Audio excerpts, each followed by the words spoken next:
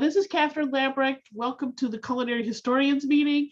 20 years ago, we had grits and greens.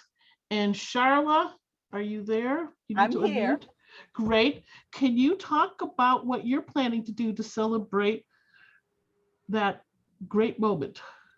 As Catherine mentioned during the 2001 Grits and Greens Conference, I realized that soul food needed to be celebrated and encouraged. As a result, I created National Soul Food Month. June 2021 will be the 20th anniversary of National Soul Food Month. And this is a month where we celebrate the heritage and foodways of African Americans and people of the African diaspora. We share this celebration because so many of the foods that are part of the American cuisine originated via foods that were brought along with spices and things from Africa when people were enslaved. This is a series of virtual programs in June, and one of our supporting sponsors is the Museum of Food and Drink from New York. You can find more information on the website www.nationalsoulfoodmonth.com. Thank you. And thank you, Charla, for keeping the fire going. Scott, I'm turning it over to you. Great. Again, I'm Scott Warner. I'm president of the Culinary Historians. Kathy and I are partners in this group. And Kathy mentioned to you about, she has her own programs, which we're like Siamese twins. Kathy just mentioned about her own programs coming up next month for the culinary, for Chicago Foodways Roundtable, next month for Chicago. And tonight we have a typical food person to speak for us. I'll tell you why he's typical. He was introduced to us some years back by Charla Draper, who just spoke to you. And thank you, Charla, for making this connection. So Adrian Miller, our speaker tonight, is a food writer, James Beard Award winner, attorney, and certified barbecue judge who lives in Denver, Colorado. That's why I say he's a typical food person, because so many food people are Renaissance people. And so he's typical. Tonight marks Adrian's third time as a speaker for our group, or as Mae West once said, too much of a good thing can be wonderful. Adrian first spoke to us about 8 years ago when his first book came out. That was Soul Food, the surprising story of an American cuisine, one plate at a time, which won the James Beard Foundation Award for Scholarship and Reference. Not bad for an attorney's first book on food. And then he came back a few years later to speak to us on his second book, The President's Kitchen Cabinet, the story of the African Americans who have fed our first families, from the Washingtons to the Obamas. That book was a finalist for a 2018 NAACP Image Award for Outstanding Literary Work Nonfiction. And it won the 2018, and the 2018 Colorado Book Award for History. And tonight, Adrian's here to talk to us about his just published book, Black Smoke, African Americans and the United States of Barbecue. And a little bit, just a brief bit more about Adrian's substantial background. Adrian received a degree in international relations from Stanford University in 1991. Again, nice food background, and a JD from the Georgetown University Law Center in 1995. From 1999 to 2001, Adrian served as a special assistant to President Bill Clinton with his Initiative for One America. Adrian had the first freestanding office in the White House to address issues of racial, religious, and ethnic reconciliation. And he was directly in touch with our president then. Miller went on to serve as a senior policy analyst for Colorado Governor Bill Ritter Jr. from 2004 to 2010. And he also served on the board for the Southern Foodways Alliance from 2004 to 2010. And just a little bit more here, if I can get my screen to move.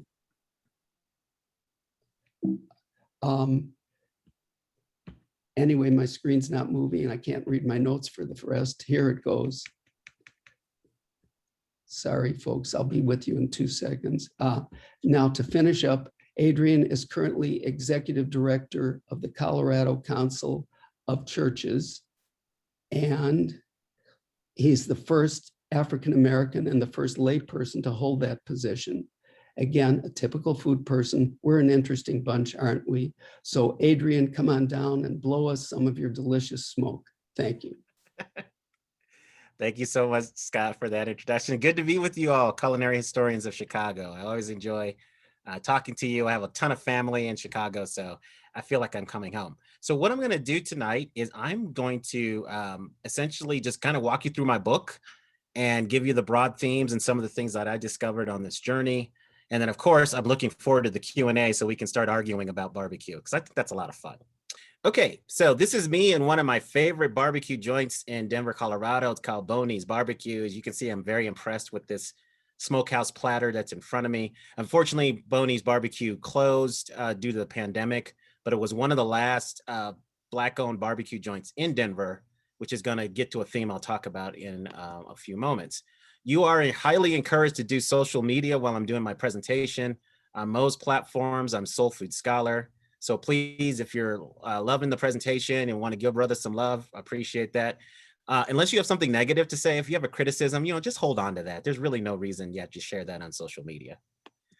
All right, so Scott alluded to this a little bit earlier, but just to tell you about my writing journey, my first book was Soul Food, The Surprising Story of an American Cuisine. And that's really when I started looking at barbecue, because so many soul food joints have a barbecue option on the menu, even if the barbecue is quote unquote, baked. And then so many Black-owned soul food or Black-owned barbecue joints have soul food dishes as side dishes. So I thought, well, there's some kind of synergy going on here. Let me figure out what's going on here. But the more that I discovered barbecue and learned more about it, I just felt like they were two different things. And then after writing Soul Food, that also launched me on another journey to write about the President's Kitchen Cabinet, because I discovered all these stories of African Americans who have cooked for our first family. So those are my two books, but we're here to talk about barbecue.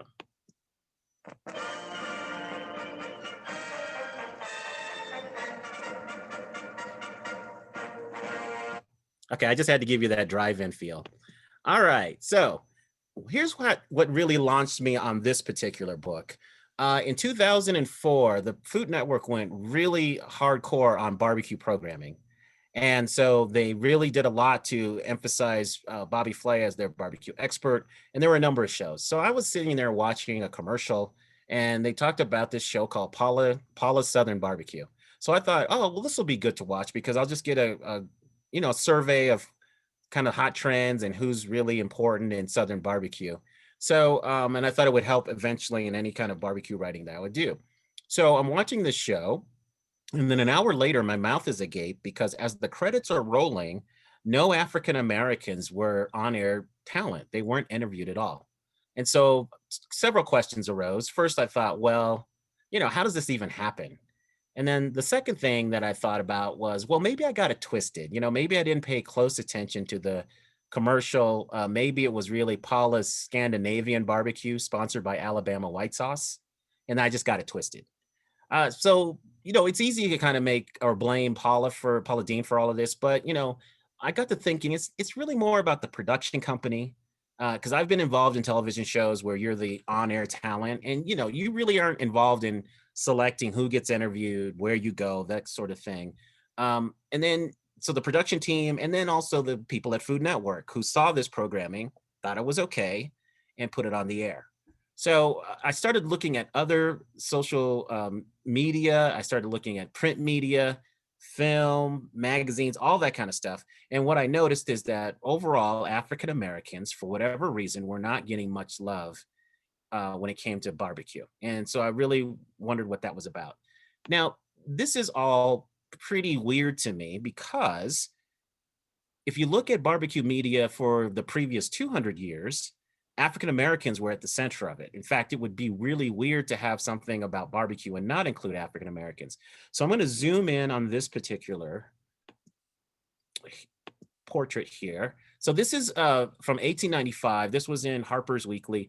This was something called the Atlanta Exposition of 1895. So this was not only widely spread as a story. I mean, it was in syndicated newspapers. It was very, very, it was an event that captured the public imagination. And so let's spend some time looking at this. First of all, you see that the typical way that this barbecue was cooked was a trench with some hardwood coals. Typically whole animals were cooked and they were butterflied, and poles were stuck into the side of the butterflied carcasses. And then somebody had to keep flipping that animal to cook it evenly. And then also somebody would, as you can go over to the side here, if you go over to the right, you see there's an African-American man who is shoveling some coals. So he's replenishing the coals from the fire, which indicates that there's a separate fire being maintained someplace. And you've got African-Americans doing the labor. And then if you go to the top of the screen here, you see there's an African-American man who is tending some pots. Given that this is in Georgia, he's probably making Brunswick stew, which is a chicken and vegetable soup. And then on the far right, you've got white people, who are attending this event, just looking at the spectacle and marveling at it. And then let's go back over to the left. Over there, you see the guy in the top hat. He is kind of, telling people what to do, not doing the work, but telling people what to do. And typically that's the role that white men played in barbecue in the late 1800s, or up until the late 1800s.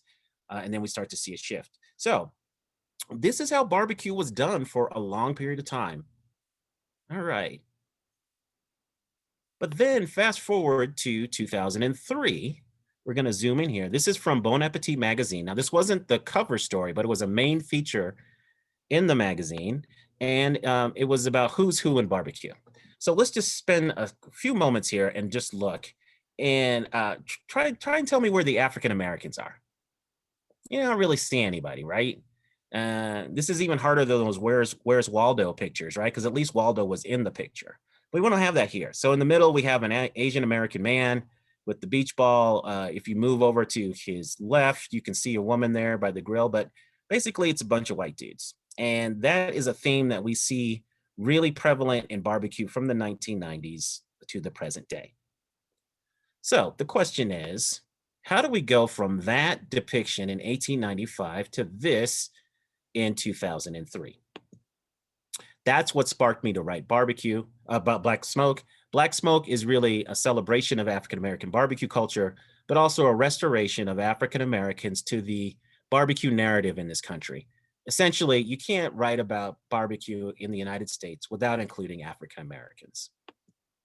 All right, so I start by talking about the Native American foundations of barbecue.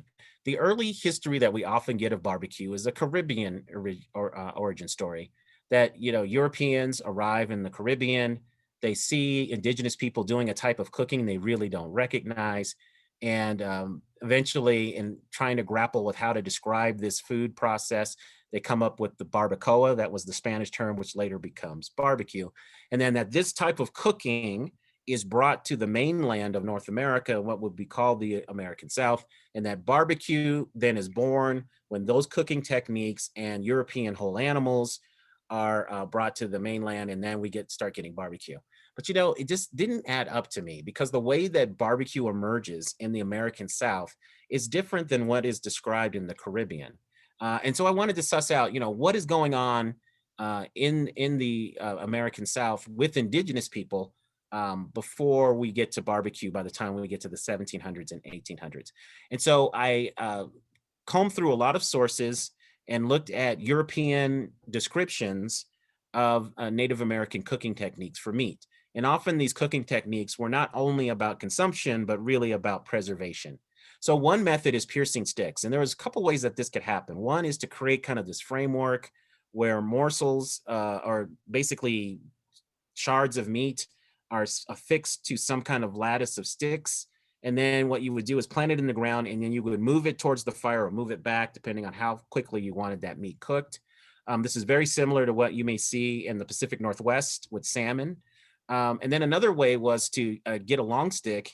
You get a morsel of meat and put it on the very edge of that stick and plant it in the ground. And then the weight of the morsel would bend it towards the fire. So if you didn't have time to just sit there and cook it yourself, you could just plant it in the ground, go do something else, and then the meat would cook. And then there was a rotating spit. Now, this was not made of metal because indigenous people had not developed metallurgy at this point. And so this was all, again, done with sticks. And the rotating spit was something that Europeans would have recognized, right? Because it's very similar to how they cooked. They were using metal by this time, of course, but it's very similar to how they cooked. Another method, which was what we see in the Caribbean, is the raised platform. And so again, sticks planted in the ground, and then a kind of a lattice type structure was created a platform, and then small game, fish, vegetables, all kinds of things were laid on top of this. And there was a very slow fire beneath it. And essentially this was about preserving meat for later use. And then you have the earth oven. Now the earth oven is something that we see in cultures all around the world. And the idea with the earth oven is you dig a hole that's several feet deep, and you put on the bottom, you put your fuel source. So that would be wood and stones. You light the wood on fire, and then the fire heats the stones, and the stones would retain the heat.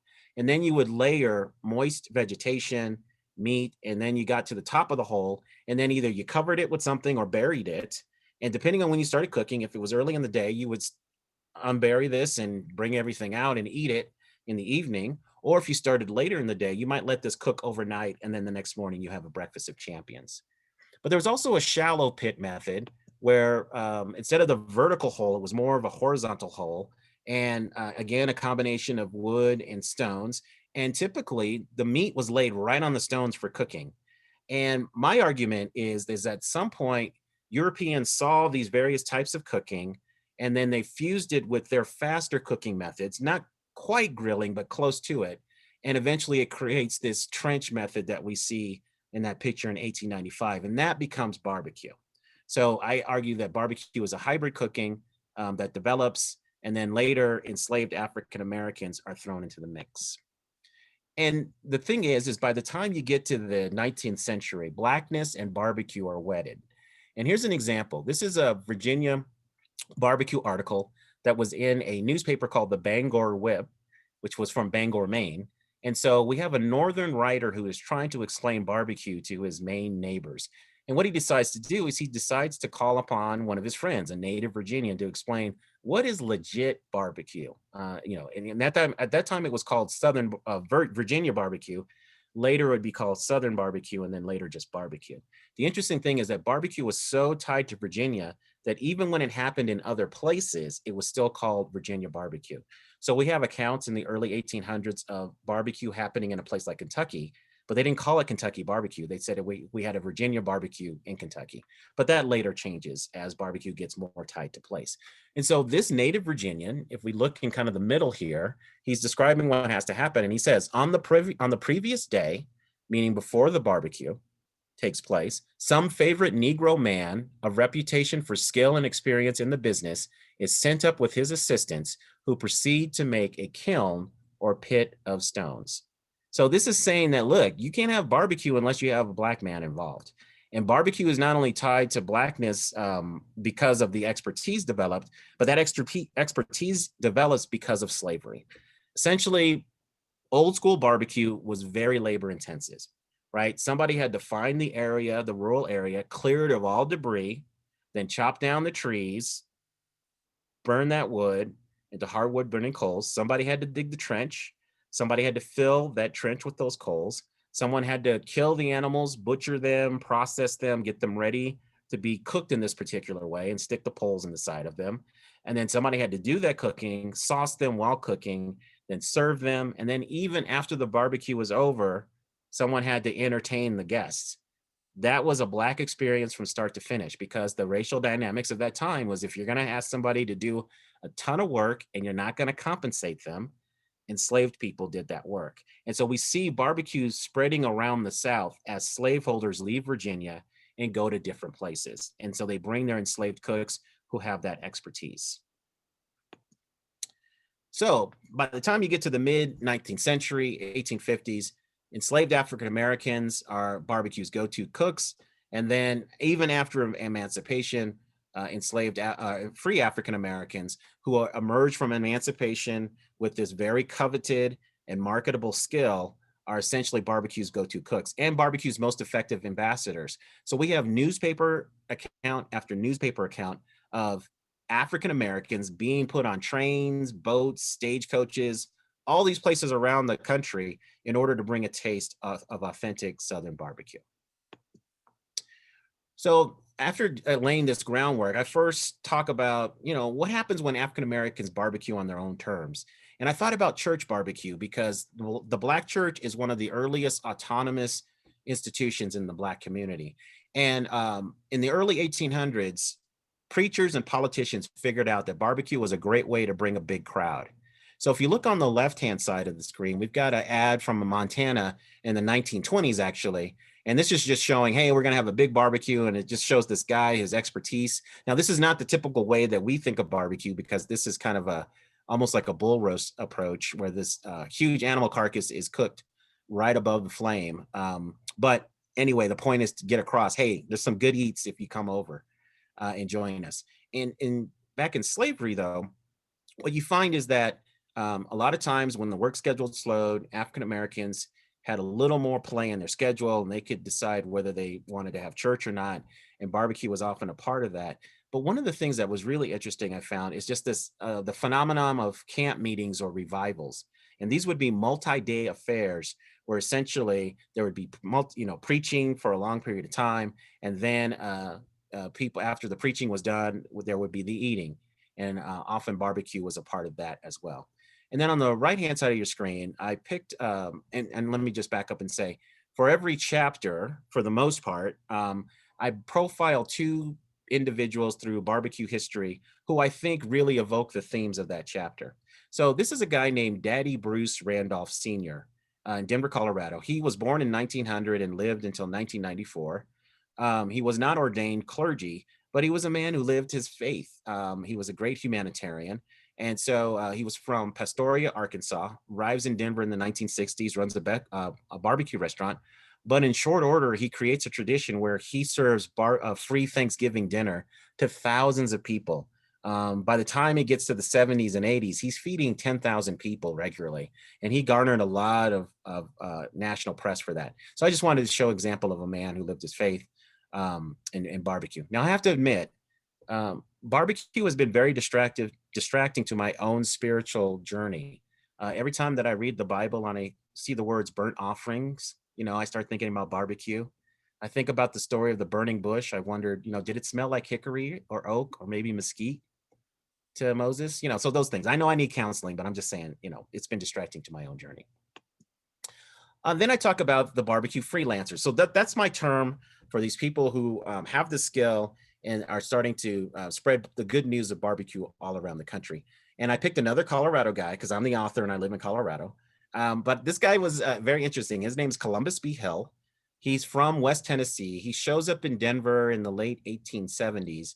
And in short order, he's doing barbecues for 5,000, 10,000 people. When the cornerstone ceremony for the ceremony for laying the cornerstone of Colorado State Capitol building happened on July 4th, 1890, he did a barbecue for 25,000 people. At the end of the decade for the Denver Stock Show, he ended up inadvertently having a barbecue for 30,000 people when it was only intended for 5,000. So the setup here is the Denver Stock Show is a big deal. It's where essentially people who raise livestock come, they trade, they make deals, all kinds of stuff happens.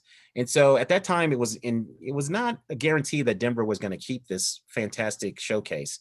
And so the people who ran the stock show said, let's just have a VIP barbecue for 5,000 people. Well, word got out in the seedy part of Denver, and ultimately 30,000 people showed up. And this all plays out in the newspapers. And there was a big food riot. Part of the problem was that somebody thought if they gave out free beer, it would actually chill people out. It had the opposite effect. In fact, it was reported that the governor of Colorado and the mayor of Denver got on a grandstand with a bullhorn trying to get people to quiet down and just chill out. And they got food thrown at them and they were chased off the stage. So it got kind of hectic. But the reason why I chose Columbus B. Hill is because so many of these barbecue freelancers, as I call them, are unnamed. The press did not feel that it was excuse me, worthy of their attention, to talk to them, to get their full name. If they're named, they're usually just their first name. And again, that speaks to the racial etiquette of the time. And so this is one guy where he's interviewed extensively. So we get an idea of his background, we get an idea of his approach to barbecue. It's just very unusual. In fact, so he just was a very well, a very interesting person, and a very well barbecue, you know, a very well lived life in barbecue. A footnote on him is that he died in Denver in 1923. I found his unmarked grave.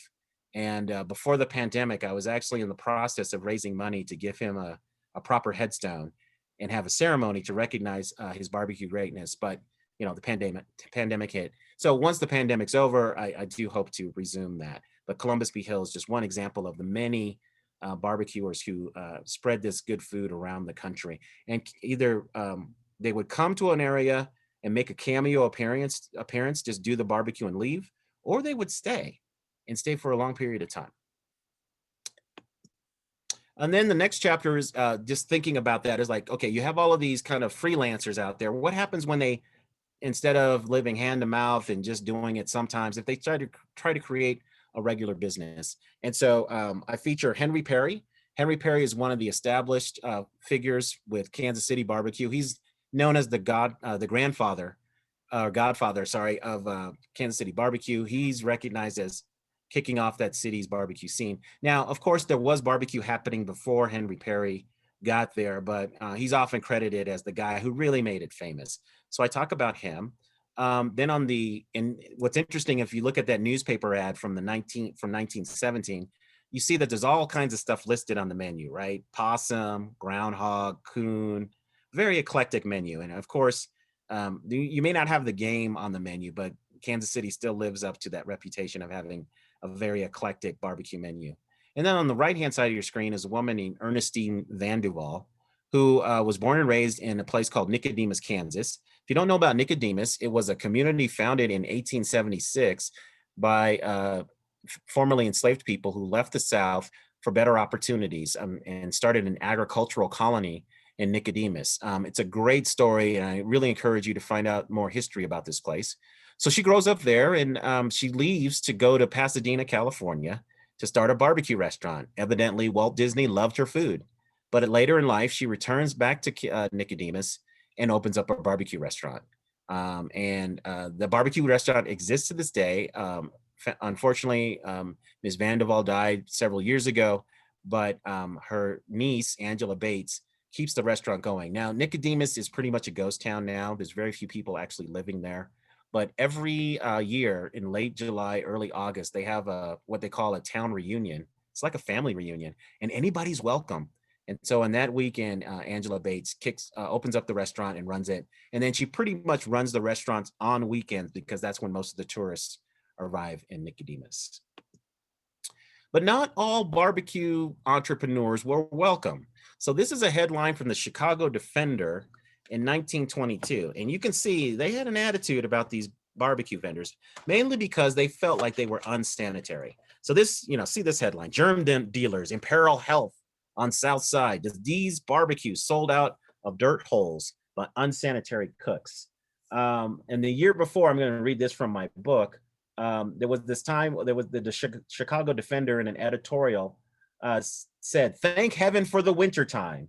It is to be hoped that the same chilly blast that kills the germs in the alleys and in the air will so stiffen the dirty barbecue hucksters that they will pass away like the last summer, never to return again."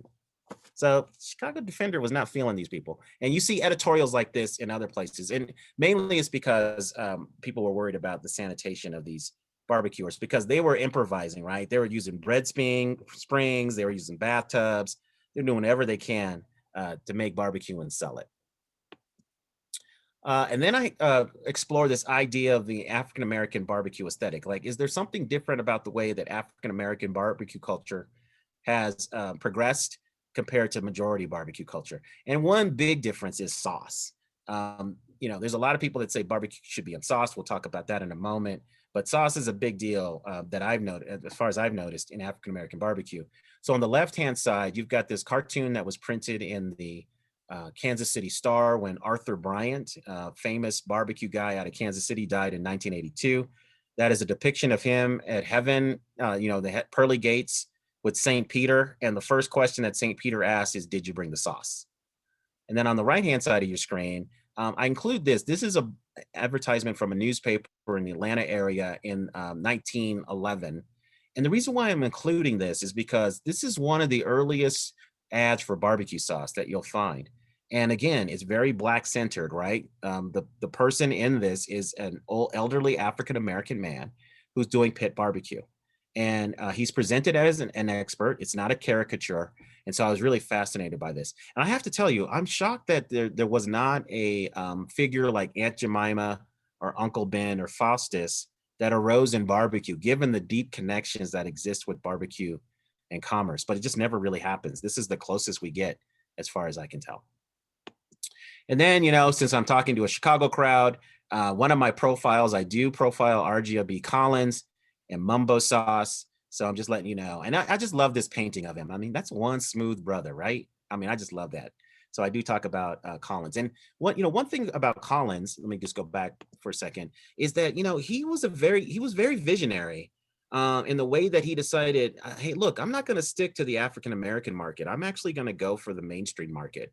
And his efforts to get a jewel and other things were just very visionary for his time. So I'm glad to include him in my book.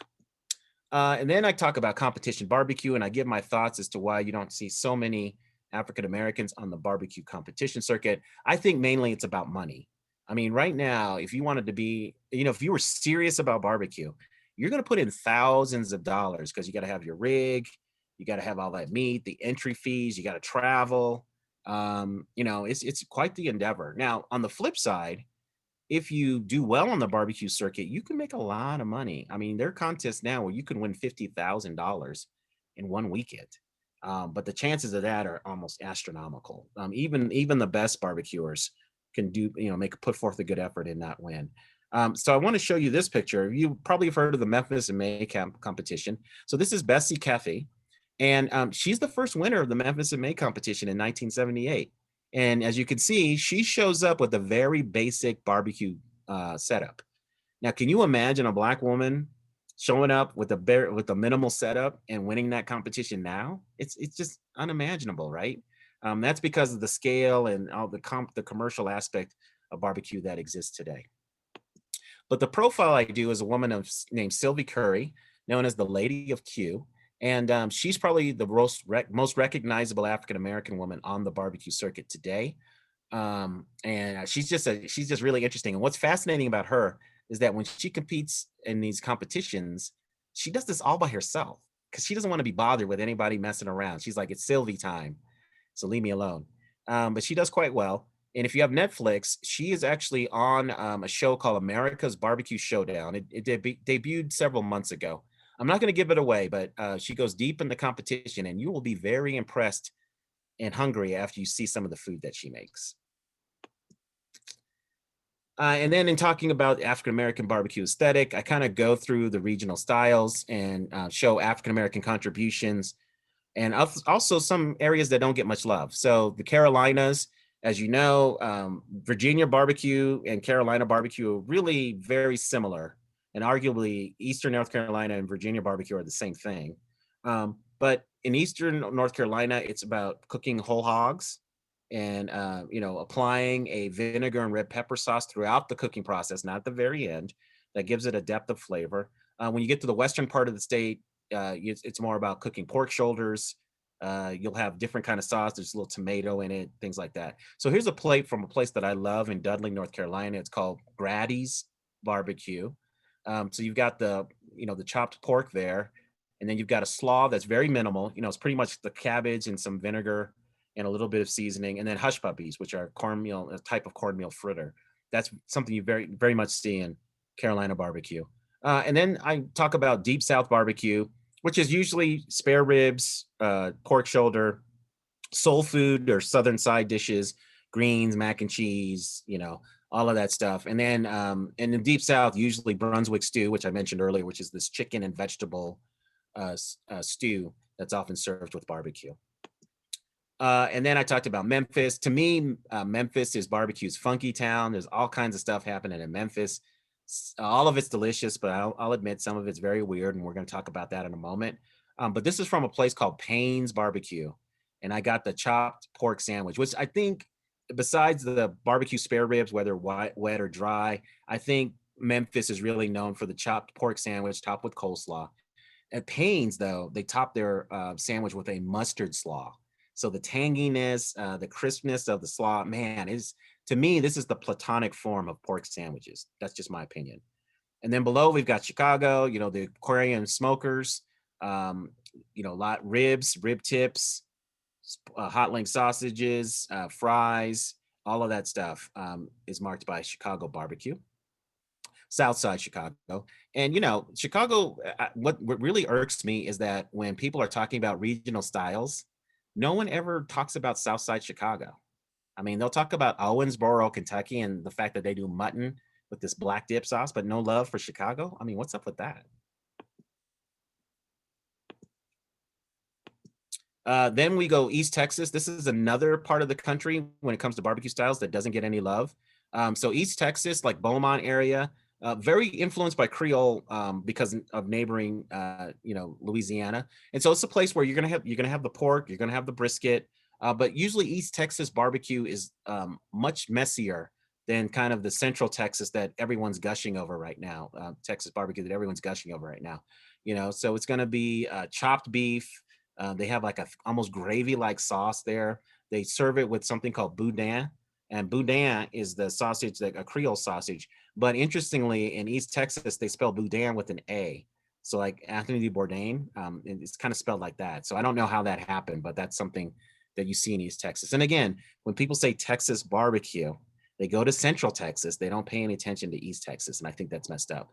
And you also get Creole side dishes like dirty rice, which is a heavily seasoned rice. A lot of times it has meat mixed up in it. And then you got Kansas City, heavily influenced by African Americans. Again, I mentioned the eclectic nature of Kansas City barbecue. I call it a melting pit, but things like ham, mutton, ribs, chicken, I mean, almost everything shows up in Kansas City. Growing up in Denver, Colorado, it was the heaviest influence on our barbecue scene in my city. So it's still my favorite regional style, not just, because it just brings back memories of childhood. And so, people ask me, well, what makes African-American barbecue exceptional? And I've been asked, well, what's the difference between when Black people cook barbecue and white people cook barbecue? My snarky answer is that, well, Black people's barbecue is better. But if I'm asked to give more details, I'll say, well, typically with African-American joints, despite wherever you are in the country, usually you're going to find pork ribs on the menu, and the pork ribs are going to have the rib tip attached. So the St. Louis cut that you've heard of is just an effort to make a slab of ribs look more rectangular and uniform in its appearance, so that rib tip is cut off. We know that led to a whole style. Leon Finney decided, hey, I'm going to make some money just making rib tips, and led to a distinctive part of Chicago's barbecue scene. You've got chopped pork. You see chopped pork all over the place. It's never called pull. I've been in a lot of barbecue joints, Black-owned barbecue joints in different parts of the country. And it's usually just called chopped pork. And this is the pork shoulder that's cooked.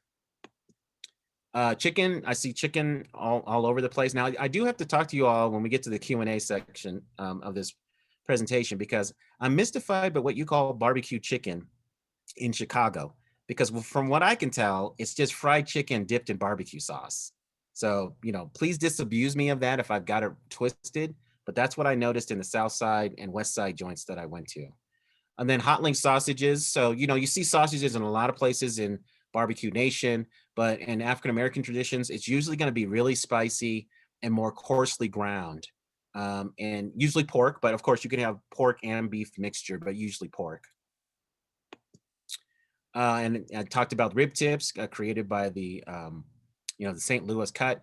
The interesting thing about rib tips is now they're just everywhere. It's officially bar food in a lot of places. So rib tips are all over the place, and they're getting kind of expensive actually when they were a really cheap thing. But a beautifully made rib tip is a glorious thing to behold. And then in Kentucky and St. Louis and Illinois, kind of Southern Illinois, there's a pork steak tradition. So the Monroe County is a reference to a county in Kentucky, but usually what happens is the pork shoulder is frozen, and while it's frozen, it's cut into like a 1/2 inch thick or maybe even thinner steaks, quote unquote, and then they are quickly grilled, and then usually a spicy barbecue sauce is applied. But there were several people that do this, but I see it a lot in African American owned barbecue joints in that area. Then we talk about Memphis again, barbecue bologna. If you ever never had barbecue bologna, okay, this is not the bologna that, you know, you have the thin slice, you're at home after school, you can't wait to dinner. So you get your skillet out and you fry that bologna, it pops up, you slit it and you put some cheese on it. It's not that kind of bologna. I mean, it's bologna, but it's not made that way. So what they do to make barbecue bologna is they get the tube bologna, they stab slits in it, put it on the smoker for several hours, and then when it's time to you order your sandwich, they'll cut usually a 1/2 inch thick slice, put it on the grill to get some char on it, and then it's white bread, bologna. If you want slaw, they'll put that, some sauce, white bread, sandwich, awesome. Memphis also has something called barbecue spaghetti. So imagine spaghetti with no marinara, and you use barbecue sauce instead, and it's highly seasoned kind of sauce. And then you have grilled meat that you add to it. Again, it's just something that's spectacular.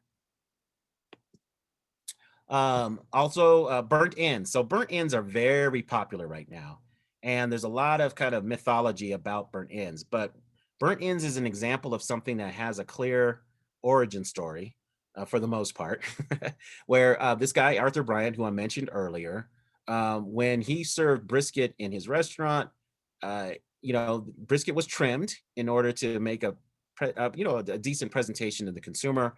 And so his stroke of genius was to take those scraps, the really crispy, bristly kind of rendered fat and a little bit of meat, all that stuff, the charred ends of the point end of the brisket, chop it all up and put it in a bowl.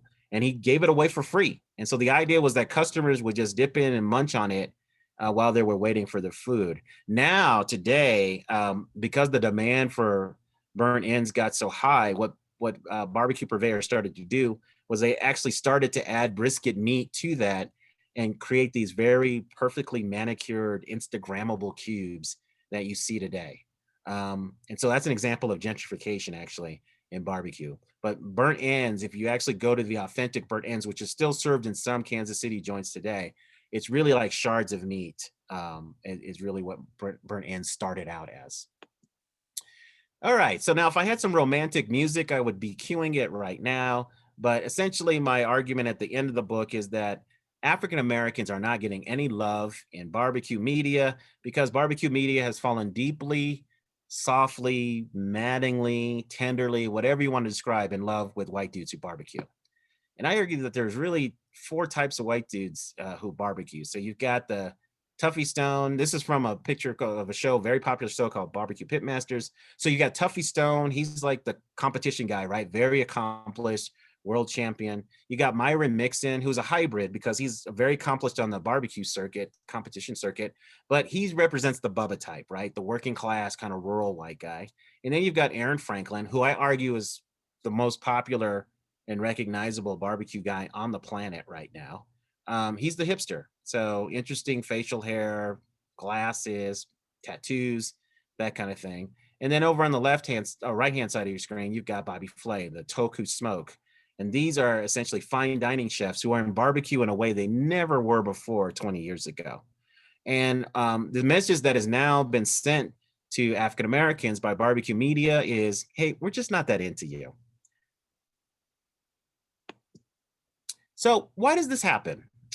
And my argument is it's because of foodies, really. They're the ones that drive this. Maybe not intentionally, but it's something that happens as we get more and more foodies in the late 80s and early 90s. And foodies are people who are intensely interested in food, much more adventuresome in their palate than their parents' generation. They've got some money and they'll travel and they want authentic food experiences. Now, at the very time that foodies are on the rise, barbecue is getting much more popular in the late 80s and early 90s. And so foodies start asking questions, right? And so there's a rise in food media to serve this immense group of consumers that has emerged. And foodies are asking two questions. What's barbecue and where do I get the good stuff? And at the very time that foodies are looking for information about barbecue, food media, which is usually not diverse and apparently not interested in diversity, put forth white dude after white dude after white dude as barbecue's experts. Now, one thing I want to make clear is I think there's plenty of room in the cookout for everybody, but it's disheartening that so many experts were conferred, and so much expertise was conferred on white men who were doing barbecue, and that was not spread around. And that's what starts to happen in the 90s, to the point where we get the media that I've described. And it's just, you see the effect of all of this. So there's an emerging conventional wisdom now on barbecue. And this is reorienting barbecue away from the African American aesthetic. So first of all, it's low and slow, right? That legitimate barbecue is cooked at a low temperature between 200 and 250 for a long period of time. Well, I know quite a few African Americans who cook hot, fast, then slow. And so, is there room for that type of cooking in this emerging conventional wisdom about barbecue? Using lesser cuts of meat. Now, this is not the way barbecue has always been. The first few centuries of barbecue was all about whole animal cooking. And the use of lesser cuts of meat really is a reflection of barbecue moving from a rural context to an urban context. Minimal seasoning, right? Just salt and pepper. You really need to taste the meat. But we know a lot of barbecue people are into the rubs, the marinades, and other things. Does everybody have to barbecue with Wagyu beef or Kobe beef? I don't think so. But you start to hear these things. And that there's no sauce. Now, this is the one that really gets on my nerves, because I think if you talk to a lot of African Americans, if someone said the barbecue should be unsauced, I think they would say, says who? So that's the emerging conventional wisdom on barbecue. Now, this has consequences, because this group of consumers who are being informed of what barbecue is, when they're going to places that don't match up with that, they criticize them on social media. They don't support these places. They say it's not real barbecue. And you may think this is all harmless fun, but this actually has consequences for a lot of entrepreneurs. And then I end by talking about barbecue's future. So I featured this guy, Rodney Scott. I'm sure you've heard of him. He's a whole hog barbecue guy out of South Carolina. He's originally from Hemingway, South Carolina, but he now has a barbecue restaurant in Charleston, and also in Birmingham and Atlanta. He's got some money behind him. He's a great guy. He's got a very interesting story. And so, it's very interesting to see what may come out of his experience and whether he can take his brand of barbecue, this whole hog barbecue, and there's other stuff on the menu, but his bread and butter is whole hog barbecue, whether there's a national appetite for that. I just don't know. The other thing about Rodney Scott is he recently came out with a cookbook called Rodney Scott's World of Barbecue. Great cookbook. Here's the tripped out thing.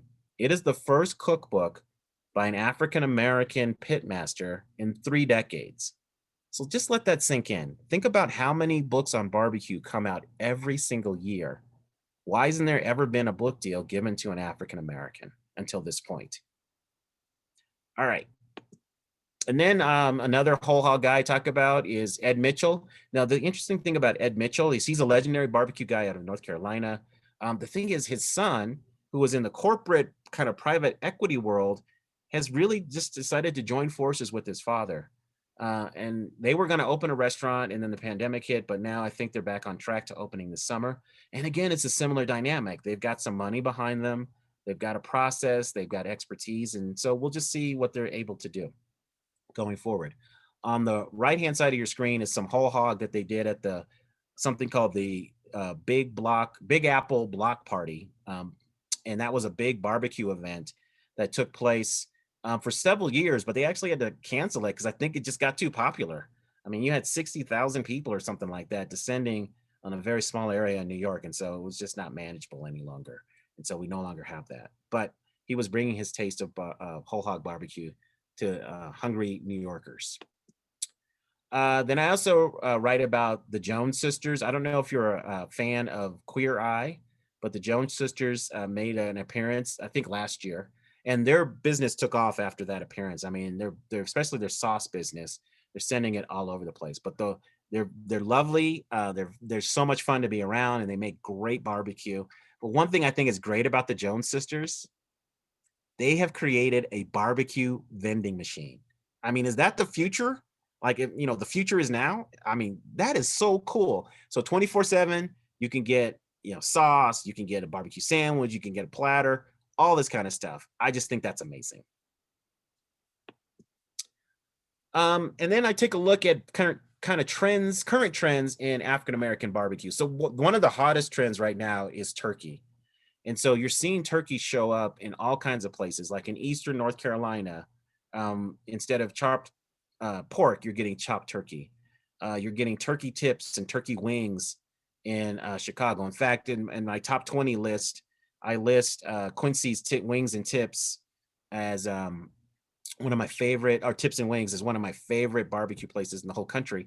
And he has turkey hot links, you know, you're just finding that. And this mirrors the trend in soul food in general. In the 80s and 90s, we saw a transition from, you know, de-emphasizing pork and more people using smoked turkey and others things to find like get a healthier vibe in soul food. And so now we're seeing that in barbecue. So here's an example of something from St. Louis. These are turkey ribs. And so a turkey rib is essentially taking the shoulder blade and butchering it in a way so that there's meat on all around that shoulder blade. And so it mimics a rib. And so I would say that this really was popular in St. Louis, but it's starting to show up in a lot of other places. So turkey is a big trend. And then the other trend that's big is plant-based barbecue. Now, that is definitely stretching the norms of barbecue, but there's a plant called jackfruit. I don't know how many of you have ever had jackfruit. It's native to Southeast Asia. But for somebody who knows what they're doing, they can make jackfruit look, taste, and feel in the mouth like pork. I've had it done. Now, not everybody can do that. I've had some bagged jackfruit barbecue, but for those who know what they're doing, they can mimic that taste. And so you're seeing more explorations of plant-based barbecue. And then, you know, I muse about some other trends that are coming, right? And actually these things are here. I shouldn't even say they're coming. So right now there is the ability to grow a meat in a lab. And so they haven't figured out how to replicate bones, but essentially the flesh can be grown in a lab. So this could have huge implications for meat sustainability, animal welfare issues, right? But the big thing is, like, are people gonna accept lab grown meat? And then also you can 3D print meat now. They can do that now. So, you know, the question is, you know, will people eat this? Will brothers and sisters be grubbing on Impossible ribs in the future? You know, I don't know, but I at least wanted to raise the question. So in summary, I thought I was going to be writing an elegy, like with some sadness of the passing of barbecue, but I'm actually excited after going through this history because we have some bright signs happening right now. We're getting more African Americans into the Barbecue Hall of Fame. I can't share publicly, but I know of several African Americans who now have cookbook deals. So we should be seeing more cookbooks by African Americans, barbecue cookbooks by African Americans in the coming years.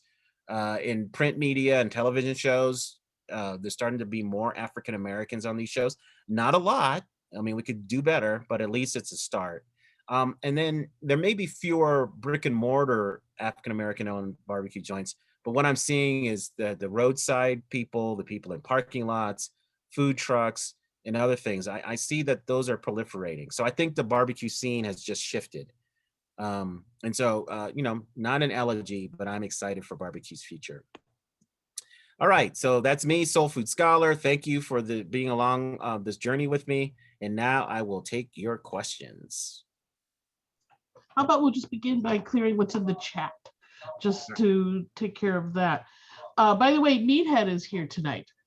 Hey, Meathead, thanks for joining us. Let me unmute him, or he can unmute. You know what? Why don't you unmute yourself? Because he wanted to know about that gravestone. Yeah. You should be able to unmute yourself, Meathead. I hope, if he's still here. So we are in the presence of greatness. He is a Barbecue Hall of Fame finalist. Oh. Can you hear me now? Yes, we can.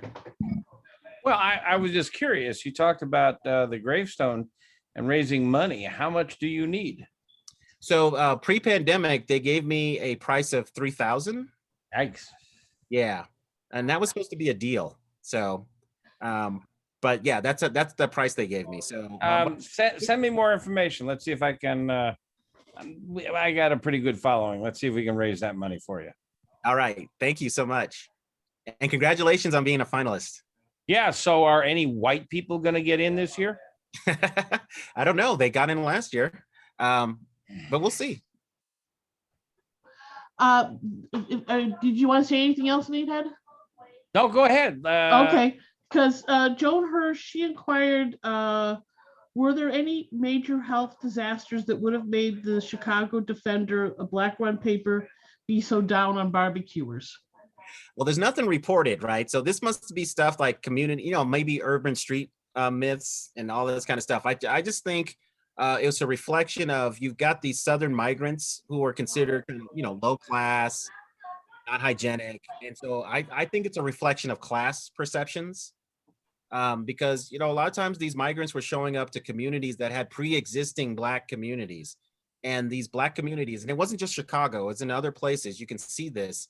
And I actually write about it in my book, they weren't welcoming in a lot of cases to these. So I think it may be more class perception than reality.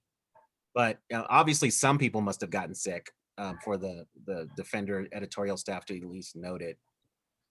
Well, I mean, you can't barbecue on anything. I mean, even now that would be a problem. Oh yeah. You could never do that today. Yeah. Although you hear stories of people cooking in bathtubs and on bed springs. I mean, I've heard those stories. Right, but it's the metal and the metal coatings that's the problem. Yeah. Monica Barnes observes, she says, fire halls in upstate New York have huge chicken barbecues over open pits as summer fundraisers, and they might barbecue 200 to 300 chickens in one afternoon. Now, I'm just going to throw this out. Can that be chicken grilling or chicken barbecue? Because barbecue is one thing and grilling is something else. Yeah, I mean, if they're cooking at that level, it may be more like barbecue. If they're cooking that number over an open pit, I would guess that it's probably more like barbecue. In upstate New York, can you hear me? Yeah. Yes. In upstate New York, Cornell chicken is the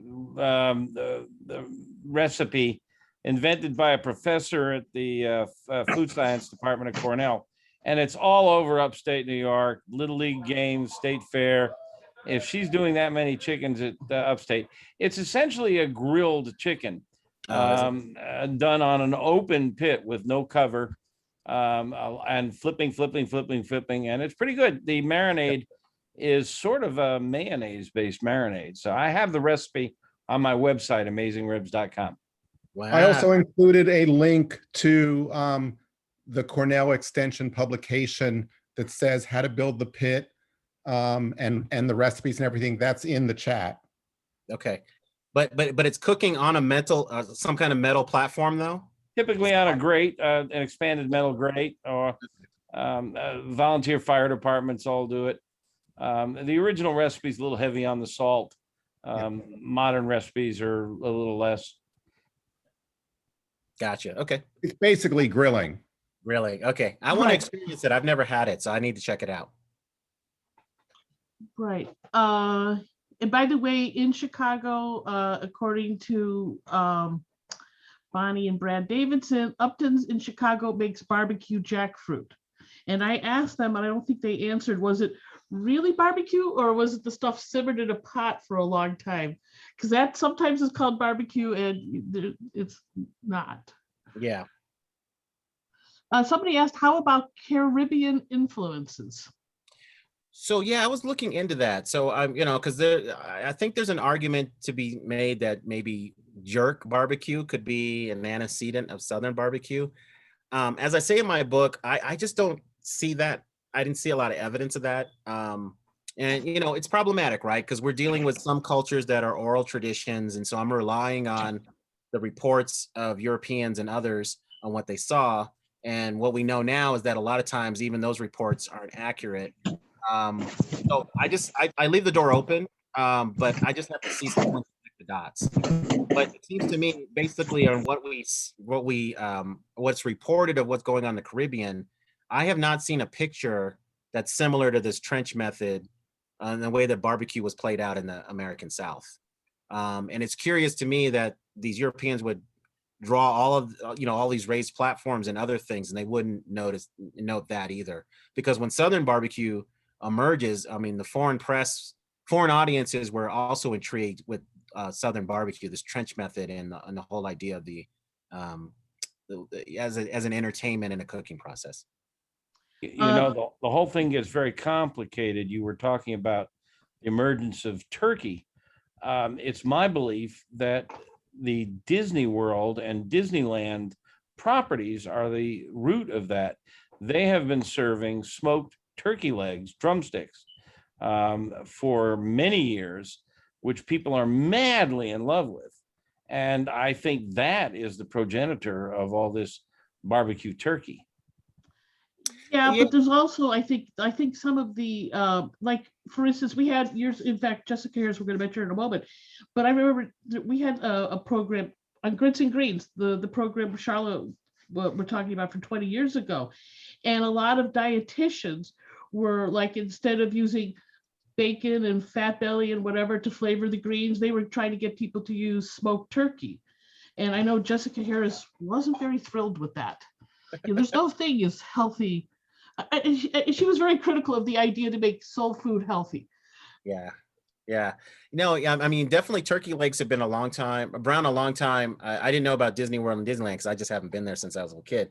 But definitely on the festival, these state fairs and all of that. I mean, smoked turkey legs have been around for a long time. But I just don't know about these other iterations of turkey. The turkey ribs, I think. But the chopped turkey in Eastern North Carolina is a recent thing.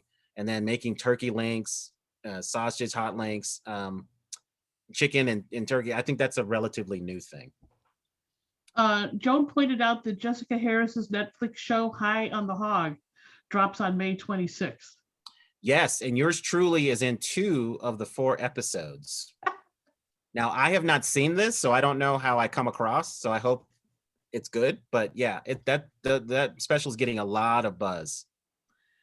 Amy Mather wondering if you have crossed paths with Dr. Howard Conyers, a scientist from NASA who's also a South Carolina pitmaster. He was on a show called Nourish on PBS.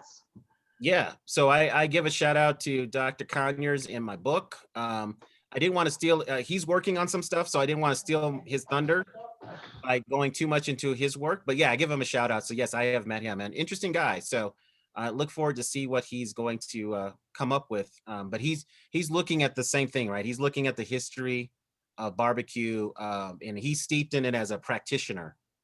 So yeah, it's going to be interesting to see what comes of his work in the coming year. Peggy inquired, by the way, she said the Netflix show was reviewed by Kim Severson today in the New York Times.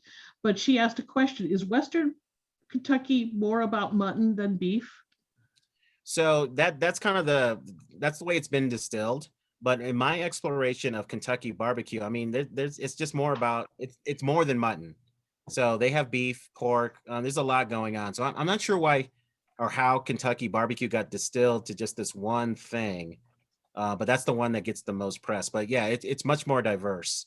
They definitely have beef in Kentucky barbecue. Okay.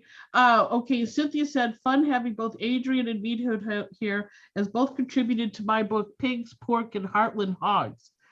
Makes us feel kind of like family. Yeah. Interesting thing about Austin, this is from Scott Hansen. Interesting thing about Austin is that Franklin is right on the cusp of East Austin, but much of East Austin was historically Black and Mexican and segregated, and is now gentrifying and pushing out its earlier residents. Sam's Barbecue, established in 1957, has been offered millions, but has been still holding on. Yeah, no, that's been the case in communities around the country. A lot of these barbecue joints have closed. Well, first of all, it's just hard to run a restaurant anyway. But then, sometimes it's a generational story. The kids are just not interested in carrying on the business. Sometimes it's gentrification. And then other times it's been the growth of cities towards a place. And so, you'll have this barbecue restaurant that opened up with not a lot of neighbors. And then the neighbors come in and then all of a sudden they're making complaints about smoke and other things. So, sometimes these barbecue entrepreneurs are put through the ringer. But in the case of Sam's, I mean, I don't know if this is true or not. I heard they got offered $5 million. It's kind of hard to turn that down. So, but I've been to Sam's and, I talked to one of the owners and I just loved hearing about how he got into barbecue and what they're doing. Sam's is one of the cool institutions of Texas barbecue, and it's the only barbecue joint I know in the country where they have to keep their wood under lock and key. Wow. Hey, love that. Linda asked, what are your favorite barbecue restaurants across the country?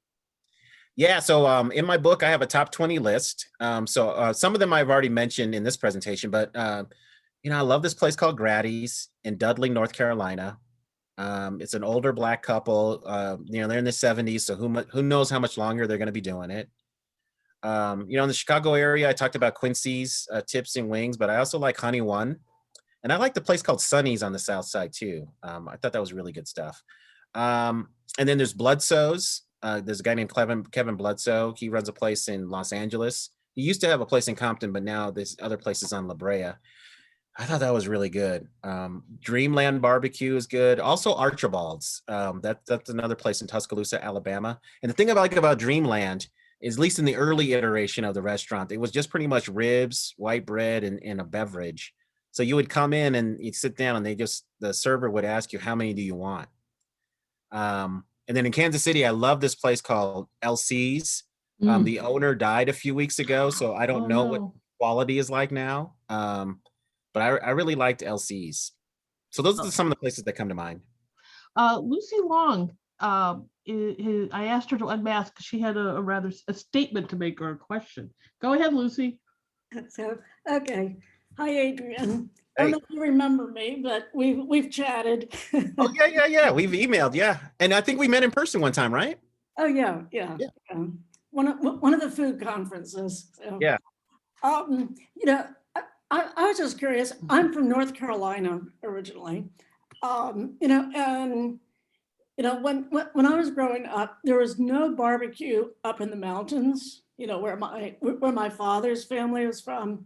And then all the barbecue in the Piedmont, that was definitely on the other side of the tracks, as they would say. And then all of that started shifting, and now it's very, very common, to find these little barbecue shacks in the mountains, and it's not refined stuff at all. They have like hillbilly images and, whiskey jugs and that kind of thing, which is, and a lot of people are now assuming, that barbecue is a traditional Appalachian tradition. Oh, really? Okay. Yeah, including people in Appalachia too. Okay. Yeah. So, and it's a completely separate thing from some of the real trendy, real fine dining kinds of barbecue places that are opening, in places like Asheville, and 12 Bones. yeah. So, so I'm just kind of wondering, if you're aware of this and if you have any thoughts on it, because it's kind of like the Appalachian people, they're the lowest on the totem pole, within the white hierarchy, and so, it was blacks and hillbillies, who were doing barbecue. Yeah. So thanks for that. I did not know that. I'm actually a little surprised that there isn't a barbecue tradition there, but now that you say that, and all of my, pouring through Appalachian cookbooks, I don't remember any barbecue recipes actually, now that you say that. But I'm not surprised by the recent trendiness of barbecue and that people are opening up joints and they're doing this, hillbilly affectation. I'm not surprised by that at all. Yeah, to me, that's like similar. You see a lot of the, the places with the license plates on the walls and exactly. Yeah, that kind of stuff is all over the place. And the interesting thing now is I argue that Central Texas barbecue is the default barbecue style now. And so most of the places that are opening up now all over the country are mimicking that kind of Central Texas meat market vibe. They're serving on tin trays, they're butcher paper. The menu is heavily Central Texas. So I'm not surprised by that phenomenon. And to me, there's a big diverse world of barbecue. I mean, can't y'all serve stuff from other places? Well, I also wanted to tell you, there's an exhibit that the Atlanta History Center was, I think is still up, and it's on barbecue. Oh Um, yeah, yeah, yeah. Jim yeah. Akamuti, who wrote a great book on barbecue called Smokelore, was heavily involved in that. I was bummed that I never got to see that exhibit. I think it's down. I don't know if it's any up any longer. It might Uh, be. Well, yeah. and it's something that they started doing about 15 years ago. Okay. And they actually brought me down. I live in Ohio now.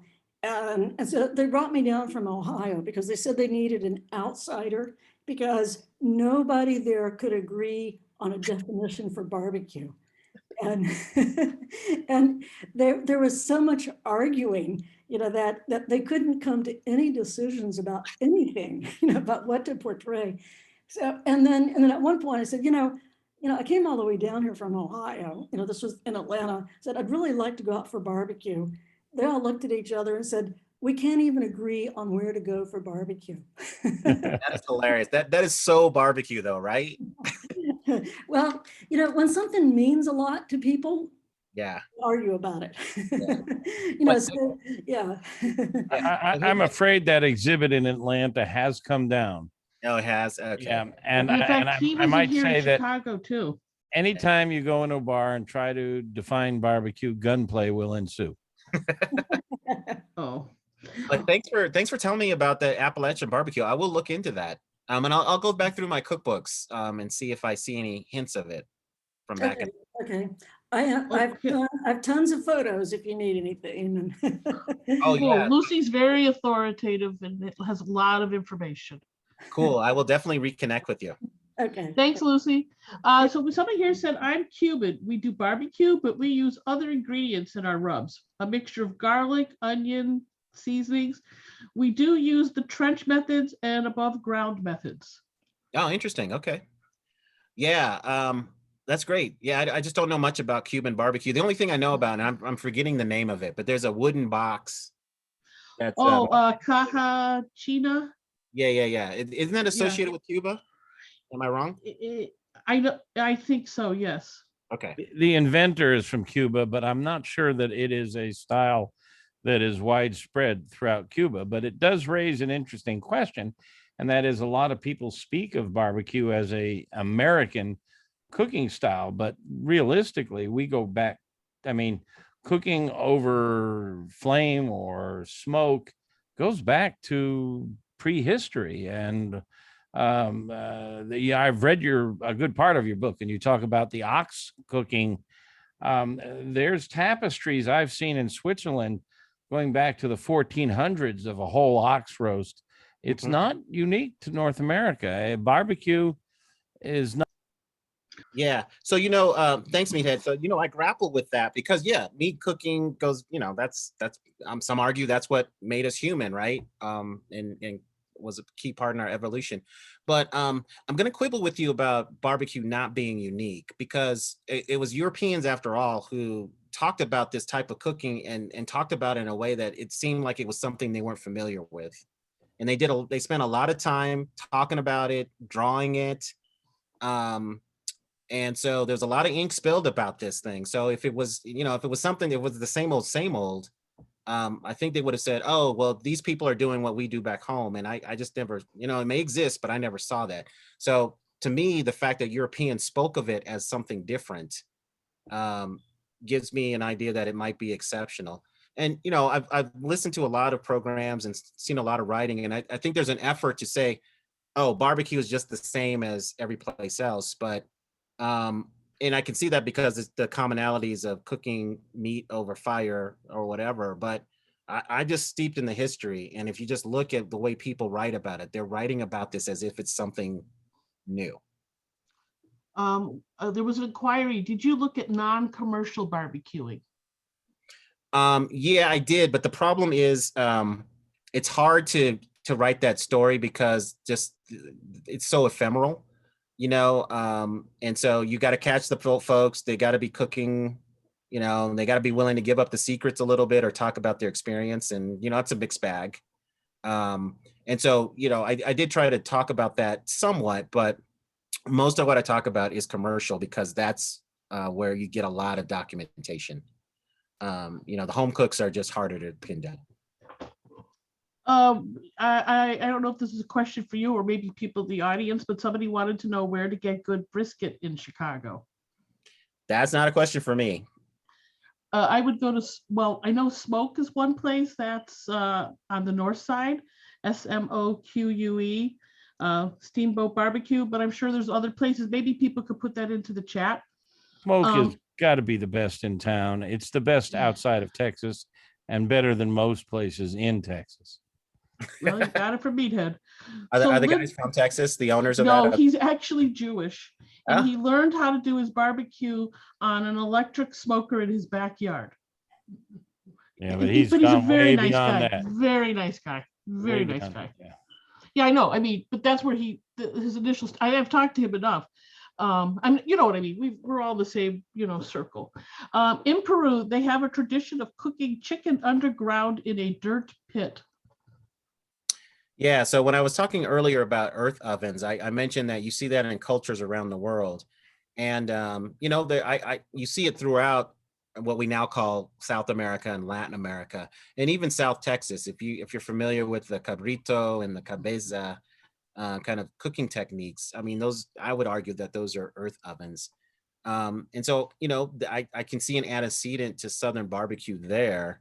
But to me, it's different to have this horizontal trench where you're cooking whatever, not in the ground, but above it. And so to me, that's an innovation, or a riff or something different. So, but no, that type of cooking you see all throughout the Americas. And even in where I live in the Midwest, pre-European, or at the time that people were moving out west and encountering the indigenous people on the plains, there was something that some of them called meat holes, where they would cook bison that way. And so that type of cooking is all over the place. Now, somebody went beyond the Americas and said, what about Australia and New Zealand with hangies and barbies? And I hope, or is it hangas? I'm sorry, I didn't pronounce it right if I did. Well, I don't. Do you know anything about it? I don't know. I know Barbie, from commercials. Well, I know Barbie from that Paul Hogan guy, Crocodile. Well, exactly. I just don't. I don't know the history, but my sense is that Barbies is a more recent thing, maybe like a 20th century thing, but I don't know. What about barbecue pizza? What about it? No, I'm just kidding. I've never had it. Don't they have that in? Isn't that in Memphis as well? I think there's a place called Colette's that Elvis loved, where they have barbecue pizza. But I've never had that. I mean, I've had the barbecue chicken pizza, but I don't know if that counts. I've had that. It's all right, but it's not something I crave. Okay, now the gentleman who was talking about Cuba said there were Chinese in Cuba. You can see Cuban barbecue on YouTube, primarily with pork, usually piglets, called lechon asado. 90 Miles on Armitage was doing it a few years ago. Yeah, that's more of a statement. Lechon, yeah, I would like to know more about lechon asado. In this sense, I would love to know how it was traditionally prepared. By the way, so Cynthia Clampett clarified, because she's written about Australia quite a bit. She says Barbie is just a grill in the backyard. Okay. So not barbecue. Okay. And that, just the way it's described, that's how I would think it. That's what I would think it was, or is, but I didn't know. I think a lot of Australian outdoor cooking is done on a griddle, on a flat top. Oh, wow. So not, oh, wow. Okay. Huh. Interesting. By the way, so I will confess, so about 30 some years ago, I bought a smoker, Smoky Mountain, that basically sat like an expensive doorstop until about 15 years ago, when in my group of friends, there was one guy who was very good with playing around with his Weber Smoky Mountain and gave one as a gift to his nephew, who then said, well, how do I use it now? So he wrote a book actually called Low and Slow. It's a 5-step process. And I have to say, I've learned a lot about barbecue from him. He happens to be white. He happens to be Jewish and from Milwaukee. There's your combo right there. Yeah. But he's an advocate for not putting sauce on the meat, at least in the initial order, so that you can at least appreciate the work of that smoked barbecue. Catherine, I believe you cooked some barbecue on that. Oh, for- I have. I What have. for- I mean, in the last 15 years, I have. But, No, I mean, for the- one of these, for the culinary historians, oh, I have. for one of Oh, the yeah. events. And I recall thinking, that's pretty darn good barbecue. Mhm. Thank you. Well, Gary Wiviett was the guy who taught me. You know him. But I've smoked pastrami because we had a program one time on Jewish deli. I couldn't afford. I mean, I could, but it would be really extremely expensive. I went and cured the meat and smoked the meat and did it myself. But that's not the point. I'm just trying to defend why I would not put sauce on the meat. It's just to at least appreciate that skill that went into smoking it. And then I put the sauce on. Now my mother drives me nuts because I've sat there and I smoke something. She puts a big blob of sauce. She hasn't tasted anything and she's not going to taste very much, So, and in fact, so she's nearby, so she just heard me. Sorry. You're Uh, granted. But I'm just trying to point out that it's an appreciation that we might not put the sauce on the meat, at least in the first initial phase, rather than a dismissiveness. But I am surprised when a really good barbecue place emphasizes the sauce. And I guess that's because I think it's it's the way people are programmed to look at it. But I look at it as the sauce is boss. That's the phrase that's always used. Yeah. So yeah. No. So I have no problem with people that don't sauce their barbecue. What bothers me is people going around saying that only legitimate barbecue is unsauced. That's what gives me an attitude. So yeah, if you don't want to sauce your barbecue, that's fine. Do your thing. But don't go around claiming to be an expert and say, yeah, if anybody sauces their barbecue, they're not doing it right. I don't claim to be an expert, but I have said, since I've learned what good barbecue is, it's hard to tolerate bad barbecue. And it's everywhere. You mentioned Archibald's Yeah. in Alabama, and I don't think they have sauce on their meats down there. And they were some of the best barbecue I had in the South. Yeah. Archibald's is really good. Yeah. What a dump.